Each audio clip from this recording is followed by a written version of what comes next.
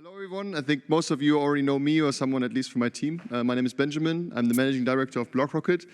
The simple pitch is we are a young venture capital firm that focuses on early stage startups in the blockchain space. We invest in the current pace around 10 to 15 deals per year, pre-seed and seed deals, equity deals, also token investments. We're quite active in terms of marketing. We do a lot of events, so I'm sure that most of you have already touched base with one of our formats online. We have a monthly pitch event for startups. We also have a monthly panel event.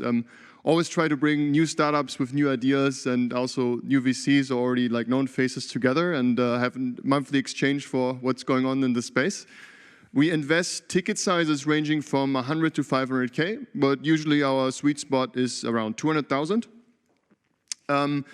Maybe to put this a little bit into perspective with everyone who's not as familiar with venture capital, just a quick pitch since it's just a quick introduction. Venture capital, or it's a bit like companies have a life cycle just as humans have in their life, right? So if we go to the left, that companies start at some point when they're early stage as a few people, a team, maybe in a garage or in a basement in a pitch deck. And ideally, over many, many years, with different milestones, different challenges, and of course, always with the challenge not to die on the way in between, they reach maybe after some time some sort of exit scenario. And in the crypto world, it can be sometimes a bit twisted because some startups, they have ICOs and then they still try to grow after, so it still generally goes in the same direction. But as an early stage investor, for us, we are at the very left section of this life cycle. So what we do most of the day is to look at startups who have no product market fit at all, no product yet, even on the market, to somewhat close to something that you could call product market fit. So what we mostly look into, naturally, is because there's often not that much traction or there's not financials, there's sometimes not even an accounting sheet because last year the company maybe didn't even exist yet, is we put the main focus of our due diligence on the founding team, the market, and the problem that is trying to be solved by the company. And personally, I think this is one of the most exciting stages because we meet the founders on day one. Versus if you're an investor at a later stage, Series A, B, and C, and plus, also very interesting, but a lot of the investors in that space, they never see the companies that are in day one because most of them might have already died until that stage as a company.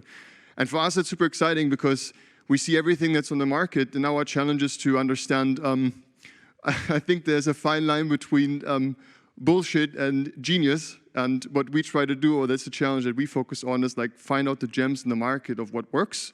Of course, we can't catch all of them, so we also do mistakes, but that's what we find most exciting about this stage. We're constrained to blockchain-related business models, but we're not constrained to industries within that section. So we already have a portfolio of companies, a few companies across different industries. Actually, one of our first investments was the company Vendly, which is an infrastructure provider that focuses mostly on the gaming sector these days for like blockchain solutions. But we also invested in event ticketing infrastructure, in an ad protocol, in a crypto compliance solution. Actually, a team of Scorechain has been here the last days. I think they even had their own booth. A crypto insurance solution, a marketplace for crypto trading bots, and so on. Currently, we have interesting startups in our deal flow for gaming, also a lot of metaverse-related use cases that we're looking into. And yeah, that's pretty much it. So fortunately, I don't have to do all of this work by myself. I have the privilege to work with an ambitious and very talented team together. And yeah, if you have any questions, feel free to reach out to us. If you are a startup looking for funding, reach out to us. And if you want to learn about blockchain startups as a whole, same thing, feel free to reach out to us. And for today, we had the chance with the Blockchain Center together to pick 3 different startups that we could present or that could pitch. 3 great teams, 3 different industries, 3 different use cases. And I think, if I'm not mistaken, we start with Carsten, who is in the gaming sector, with the first pitch for today. Thanks.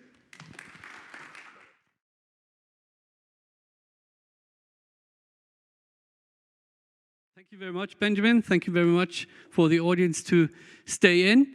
I have the specific pleasure to be pitching to you something which I will not pitch. So I will pitch myself and I will talk about the market, which is gaming. And I will not talk about my company. We're doing that thing, and it's too early to say whether it's genius or bullshit, but we're doing that since last summer, and everybody who's been around in the blockchain space will maybe not be surprised. Because last summer, obviously, the window of opportunity swung open quite widely when Axie Infinity did things, and of course the talk of the metaverse already was around or came up, and NFT was around for sure, and so on. And we try to do what people do, what they do for a life and for a profession for a long time. And that is very close to what we just heard from the gentleman of CVVC. I'm doing games since last, whatever, millennium, since last century. I started my startup and I sold it to a German internet service provider. It was a games startup, and we sold it to Freenet. And since then, I've taken, to quote my wife, the skid row. I was in the financial industry before, and since '99, I'm doing nothing else than games. And the longest gig has been with a company where we have been a games publisher.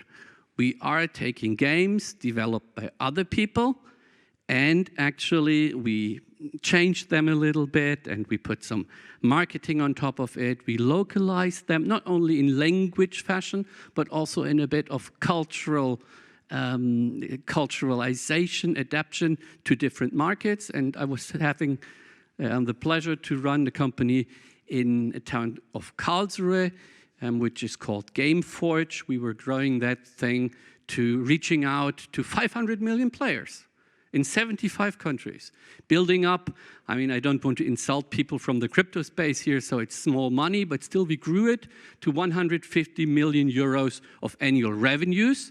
And I can tell you, you can be pretty stupid manager, and if you start something up from the beginning and then there's 150 M in a year, you will be having a hard time to waste it all. So it was actually quite profitable and is still so. Employing about 500 million, it's always easy. It's about a guy, one team member, or a lady, of course, for 1 million users. Quite nicely so. So we have been doing that for quite some time now, and we have come to like that space. And now, if there comes 2021 in summer, and there comes the possibility that it's really proven that the blockchain actually can bring a certain benefit to the gaming space. You know what? We thought, maybe there's a bit of opportunity to really show blockchain community, crypto heads and the cryptoverse that gaming is more than just fucking eggs or whatever. Because it is. And that's why really gamers out there, they're not so amused about things happening. And if they're being told that, listen, you only need to buy a token for a few $100s, and then you can start playing, there's a certain movement with one of their fingers. It might be not the index finger, but just next door. You know what? They don't like it. And also, it even starts directly with the terminology, which is being labeled on top of that, and that's supposedly GameFi. Of course, we all know where it comes from DeFi, decentralized finance, and then we have game finance. If you believe that that's what core gamers want, great. And there has been so much money to be made. Congratulations if you were there in the first place. As it comes to the very long run, for fundamental use cases, playing a game is about fun, ladies and gentlemen. It's about entertainment, ladies and gentlemen. It's about doing that and not thinking about finance at all. So we will be doing something in the gaming space, and we can't wait to announce it because, I repeat, we have been working on it since last summer. But it should be really meaningful, and we are maybe too lazy or too stupid, so it's not announced yet. But it will be about games, and it will be for gamers who like to play games and not for a living.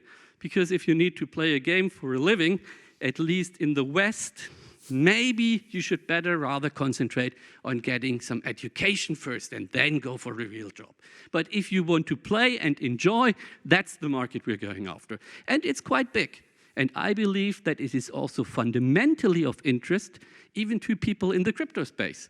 Because, as we have just heard, people coming in there which pretend at least, or actually really do know a thing or two about certain markets. And gaming might be one of them, and I can't wait to announce to all of you at a certain point in time what we will be doing when you hopefully stay tuned. And I thank you very much for your attention, even if I didn't mention it yet tonight. Please have a look at my LinkedIn profile, and you'll surely get noticed and informed when it happens. Thank you very much.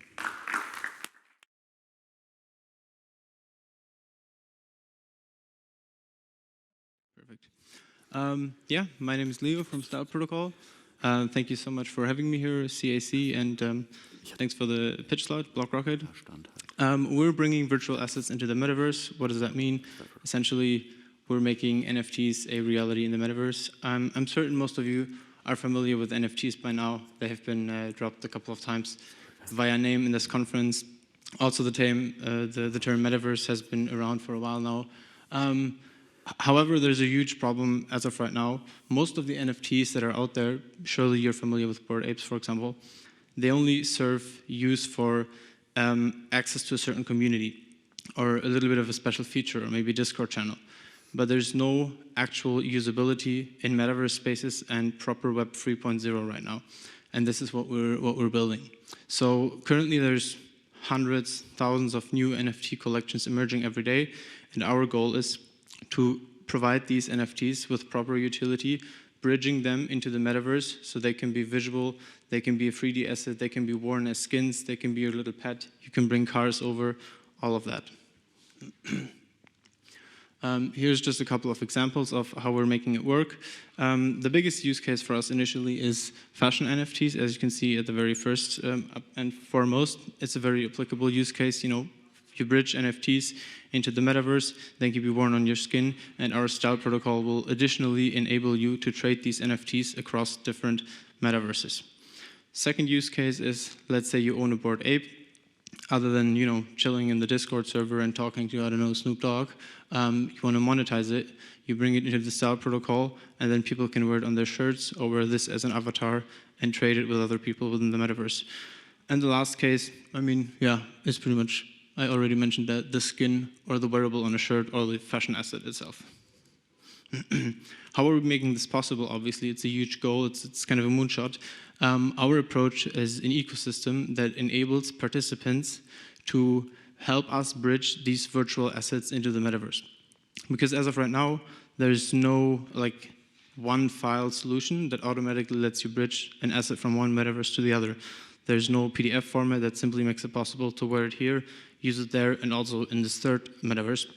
So our approach is building a protocol that allows creators to drop NFTs into an ecosystem, then incentivizing through a token and tokenomics a tailor to bridge the 3D asset onto the virtual avatars in the different metaverses, and lastly, enabling a merchant to operate shops to bring the assets into utility with the people in the different worlds. And yeah, lastly, the people profiting of it all are the users. In order to make this process possible and bringing the NFTs from the tailor through the merchants to the users, we're doing what we call sub-licensing of an NFT, which is essentially somewhat of a new technology of existing NFTs. We, as the Style Protocol, profit on 3 different levels. Firstly, with the small participation fee when the NFT is initially brought into the protocol.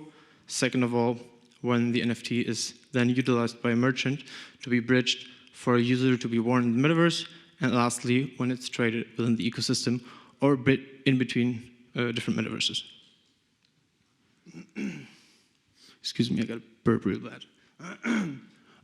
There's large momentum building up in the Web 3.0 space, as you can tell through these conferences and everything that's happening online. We believe that within the next 2 to 3 years, we will see some pretty big bombs being dropped by large corporates such as NVIDIA, Facebook, now Meta, with open and decentralized metaverses enabling the space and making it really properly grow. And we believe that there will be tremendous demand from brands, designers, artists, and creators to bring NFTs into utility to actually do more with this than simply, you know, inviting people to Discord server, because frankly, there's tens of thousands of NFT collections, and I'm already in like 100 different Discord servers, and it's not that usable at all if you really think about it. This is my team. We're about 20 people by now. We just started a couple of months ago, actually founded the company in August 21. We have some pretty exciting team members from the industry of fashion and beauty beforehand. L'Oréal Vichy, our head of data and engineering, was at Facebook previously, our creative director at KDW, and we were backed by amazing pre-seed business angels and blockchain serial entrepreneurs, such as Marit Zimmermann, who sold Brands for Friends for 9 digits a couple of years ago, or Joachim Schaas, who is a self-made billionaire unicorn founder, and the Fashion Council of Germany, obviously, to get us access into different designers and brand networks to kind of like start with our first use case, which is a styleXchange. Yeah, this is the first fashion NFT marketplace that we have built on the Style protocol, where we successfully merge fashion NFTs, as you can see up there, the golden Finch sneaker, into the metaverse. That's kind of everything for now. We're launching the token to properly incentivize everyone in the ecosystem this summer. Stay tuned, white papers to be launched in Q2. If you want to reach out, there's my email, that's my contacts, and yeah, thank you guys for having me.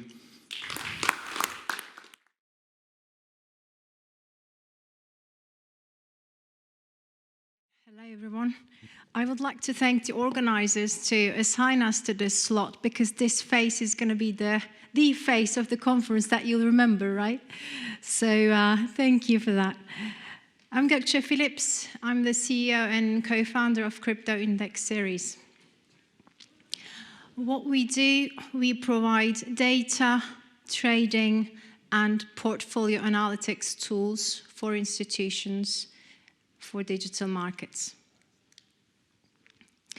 I mean, I don't need to tell you this. This whole conference was about this, actually, that the majority of institutions are now looking to invest in crypto. 7 in 10 institutional investors expect to buy or are already buying, and 82% of asset managers expect to increase their allocation. In fact, next week, Wealth Mosaic report from Switzerland is going to be featuring about that, and we will be there as well. Obviously, total market cap was 2.5 trillion last year, and when you look at it, it hasn't actually dropped that much. And the reason we believe is because of the involvement of institutions in the market. So who are we then? What do we do? Why am I talking about institutional adoption here? Our mission is to be the trusted solutions partner for digital asset market participants. What we do, we provide data, trading, and portfolio analytics tools for institutions. You see here we've been to F10 Accelerator Program, as well as Berkeley Blockchain Accelerator Program, and we've been backed by CoinIX, actually, from Germany, 6 fintech ventures, an F10 investment AG from Switzerland, Z5 from the States, and 2 other angel investors.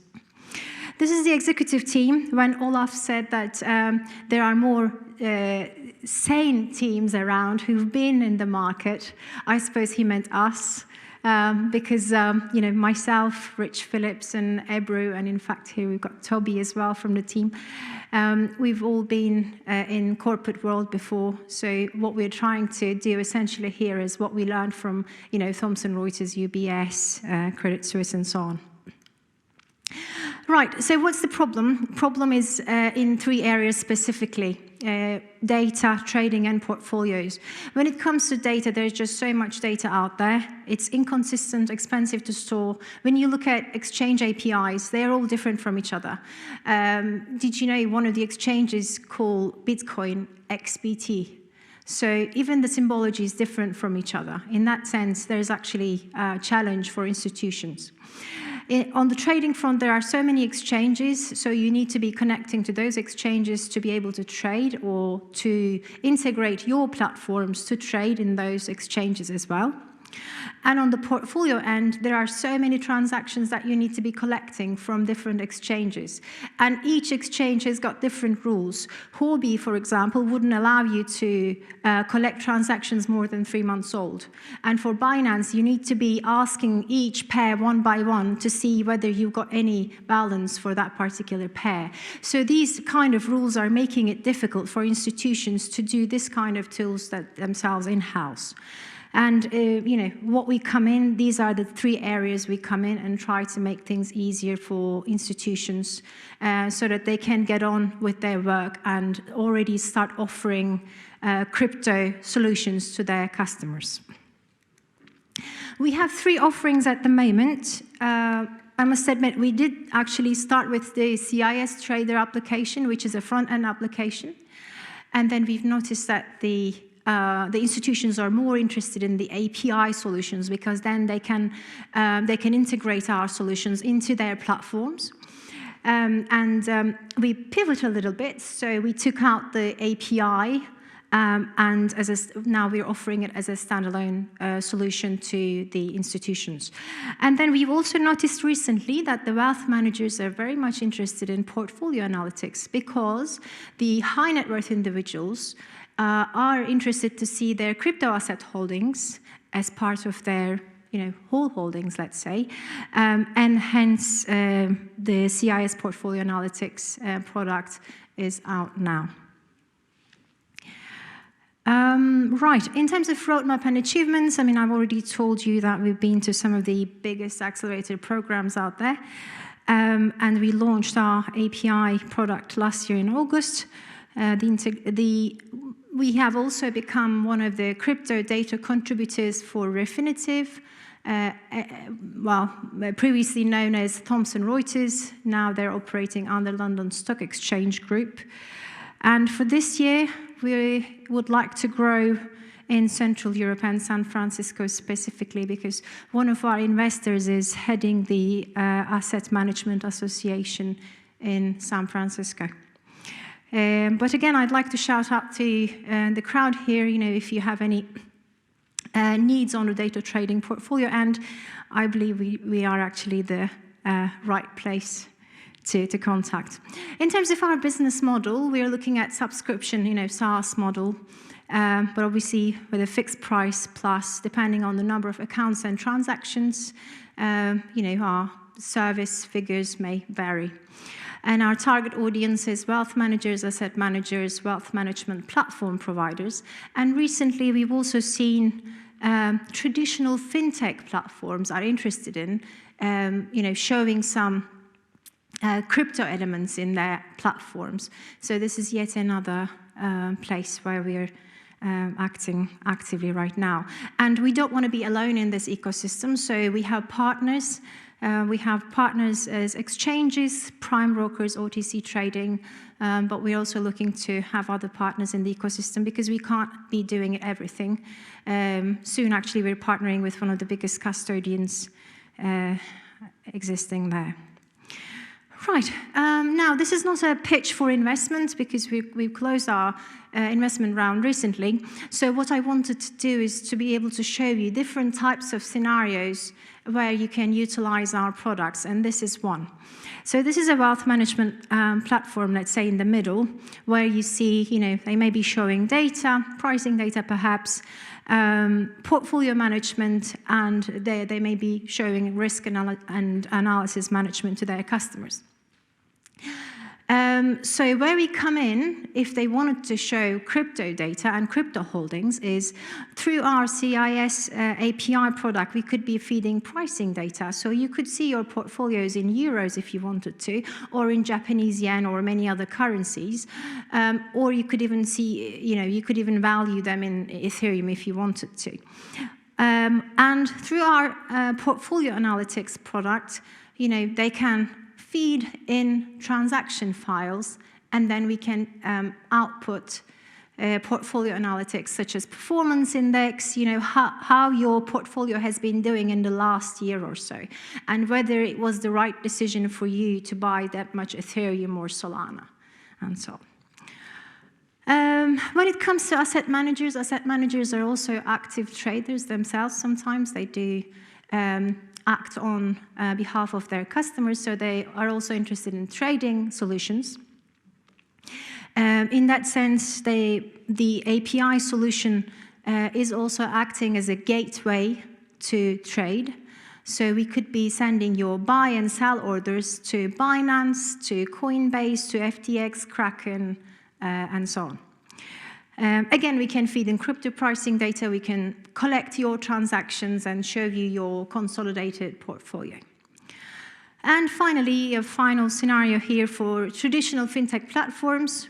If they wanted to, again, show real-time pricing data or any type of crypto activity in the data trading portfolio analytics space, our products would be very much relevant. So I'm just, this is like an action call from me to you. If you're, interested in data trading solutions, portfolio analytics solutions, come and talk to us. We'd be more than happy to help there. And if you're a well-connected expert who'd like to be active in this space, again, we'd like to talk to you. And for investors, I'm very sorry you missed us, but we'll be active in the scene, so we'll be talking to you.